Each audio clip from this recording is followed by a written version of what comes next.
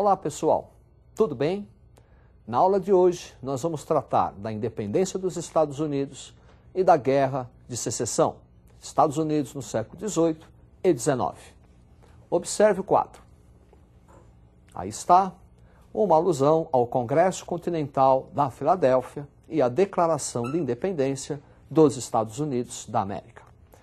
A independência dos Estados Unidos da América teve, além do iluminismo, movimento que vai defender a liberdade, igualdade e fraternidade, outras causas para justificar seu processo de independência.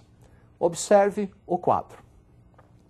A Revolução Industrial na Inglaterra e a necessidade dela de ampliar o mercado, aumentando o pacto colonial nas colônias do Sul, e a famosa Guerra dos 7 Anos, envolvendo França e Inglaterra, disputando áreas coloniais na América, que vai resultar no arrocho colonial inglês. Esse arrocho colonial inglês é em virtude, primeiro, a vitória da Inglaterra na guerra. Só que essa guerra foi muito onerosa, custou muito caro à Inglaterra. E a Inglaterra, para resolver um problema financeiro criado pela guerra, inicia o arrocho do pacto colonial, aumentando o cerco colonial, pacto metropolitano, entre as colônias do Sul e do Norte. Como exemplo desse arrocho colonial, observe o quadro. Arrocho colonial inglês e as principais leis que caracterizam o início dessa nova política. A Lei do Açúcar, 1764, aumentando as tarifas do melaço, do rum e do açúcar. A Lei do Selo, que era um imposto, uma tarifa, que deveria ser colocado nos jornais, em contratos, para aumentar a cobrança de imposto inglês. E a Lei do Chá, transferindo o monopólio do comércio do chá para a Companhia das Índias Orientais. Especificamente, essa Lei do Chá vai trazer desagravo para os comerciantes, que vão sentir-se prejudicados. Em virtude disso, inicia-se uma tensão social entre os comerciantes norte-americanos e a metrópole inglesa. Como exemplo, o famoso incidente do Porto de Boston, onde alguns comerciantes fantasiados de índios vão atacar navios que estavam trazendo o chá para a América e jogar a carga ao mar.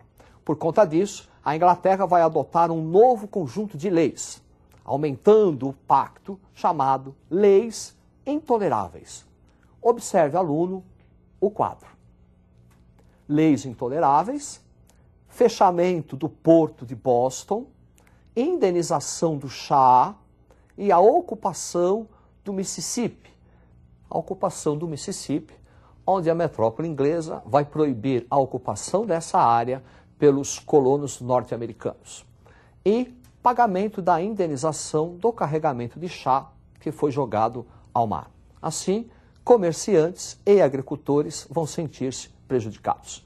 O fechamento do Porto de Boston vai atrofiar a economia do Norte. Para você entender o que estamos falando, observe o mapa. Comércio triangular. Das colônias do Norte, roupas, alimentos, peixes e madeiras para as Antilhas.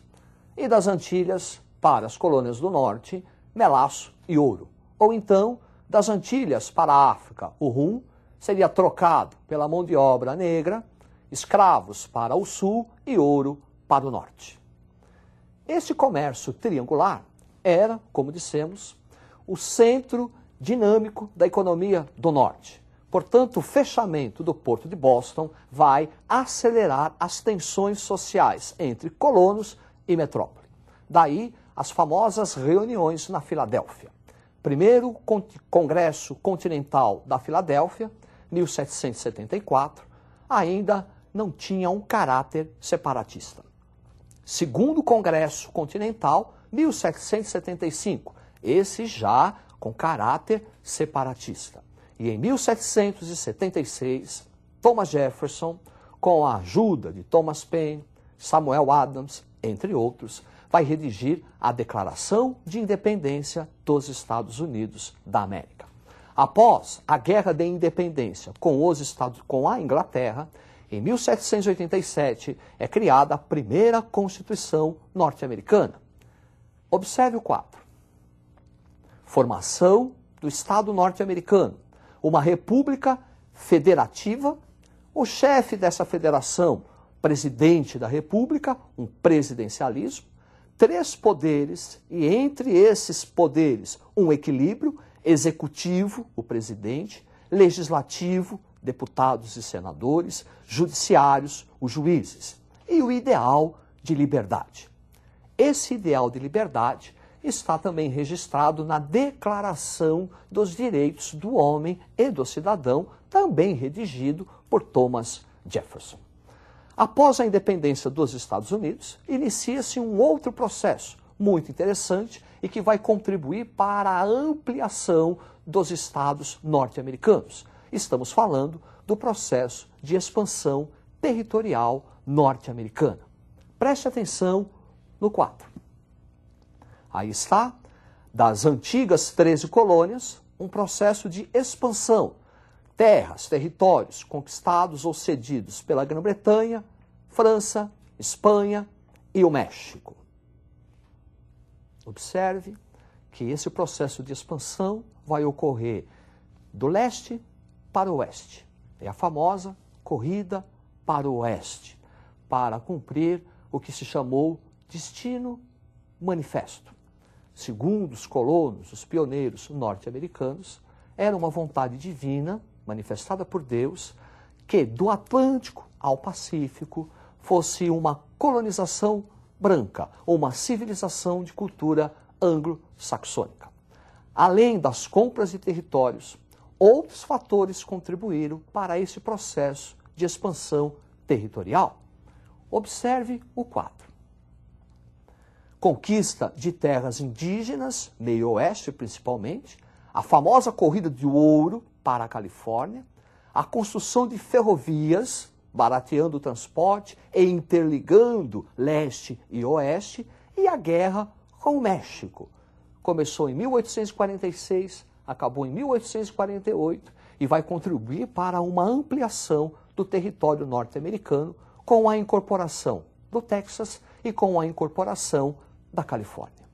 Essa expansão territorial também vai contribuir para um segundo processo, muito mais importante, sendo chamado de Segunda Revolução Americana. A primeira Revolução Americana, a independência dos Estados Unidos. A Segunda Revolução Americana, a Guerra de Secessão. E a Guerra de Secessão, nós vamos encontrar a sua raiz lá no princípio da colonização inglesa, nas 13 colônias. Observe este mapa. Ao norte e a parte central, desenvolveram-se as colônias de povoamento, pequena propriedade, comércio, mercado interno, desenvolvimento de uma burguesia mercantil. Ao sul, colônias de exploração, onde desenvolve-se as plantations, o latifúndio, monocultor, escravocrata. Essas diferenças entre o norte e o sul estão na raiz da Guerra de Secessão. Além delas, vamos encontrar outros elementos. Observe o quadro. Guerra de Secessão, as disparidades entre o norte, já industrializado, e o sul agrário, o desenvolvimento do capitalismo no norte e a necessidade do norte de integrar o sul como mercado consumidor e a questão da escravidão.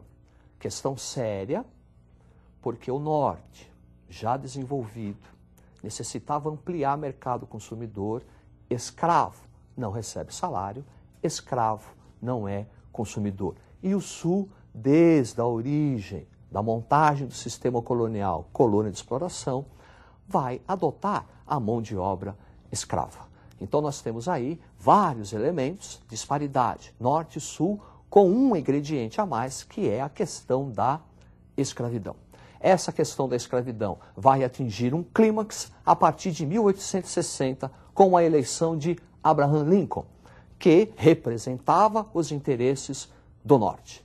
No mesmo ano, 1860, a Carolina do Norte separa-se, iniciando-se a formação das chamadas Confederação dos Estados Americanos, originando a Guerra de Secessão, De um lado, os estados que vão formar a chamada União, Exército da União. Do outro, liderados pela Carolina, os exércitos dos confederados. Observe este mapa. Aí estão, ao norte, os estados da União, ao sul, os estados confederados, que vão entrar no conflito civil a partir de 1861 até 1865. A Guerra Civil norte-americana vai trazer várias consequências para os Estados Unidos da América. Além de um elevado número de mortos, aproximadamente 400 mil, a Guerra de Secessão é considerada a primeira guerra moderna, muito parecida com a Primeira Guerra Mundial. E essa Guerra de Secessão vai trazer a vitória do Norte. O Norte vence a guerra porque conta com o apoio de nações estrangeiras, já que essas nações também estão interessadas no mercado consumidor. O Norte está combatendo a escravidão. O Norte recebe apoio, inclusive, de uma grande população do Sul, os próprios escravos. Com a vitória do Norte, inicia-se o processo de industrialização dos Estados Unidos da América. Observe este quadro. Desenvolvimento americano, expansão da agricultura, mecanização, processo de industrialização que já havia no norte, estende-se para o sul, e o início de uma nova política, a política do protecionismo econômico. Protecionismo econômico adotado pelo norte. Assim, garante-se um mercado consumidor, garante-se também o desenvolvimento interno da industrialização norte-americana.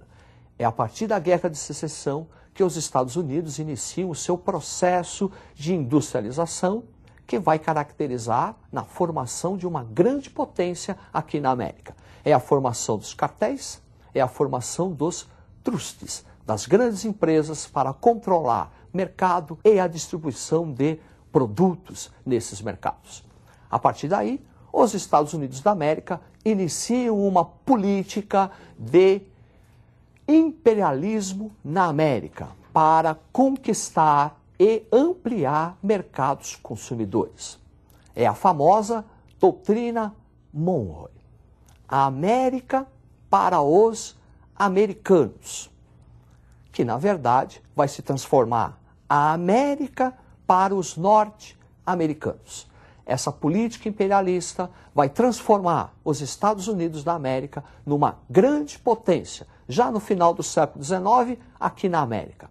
E, após a Primeira Guerra Mundial, os Estados Unidos da América já despontam como uma grande potência internacional. É isso aí. Falamos na aula de hoje a independência americana, tratamos da Guerra de Secessão e a formação desse imenso império americano. Uma boa sorte, até a próxima e estude!